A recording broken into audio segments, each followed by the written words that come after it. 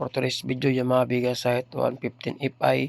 Mag-install tayo ng full shifter ng Suzuki Raider 150 para bumagay po sa kanyang disc brake sa likurang bahagi since ito ay nakastock pa. Ito na nga guys ay kabit nating full shifter ng Suzuki Raider 150 na carb type.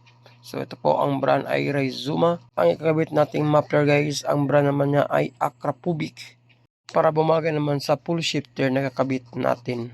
Ito namang elbow na binili ni Bossing guys ay improvise natin kasi hindi naman ito pang Bigasite na elbow. So ito na guys, kabitan natin siya sa kanyang motor.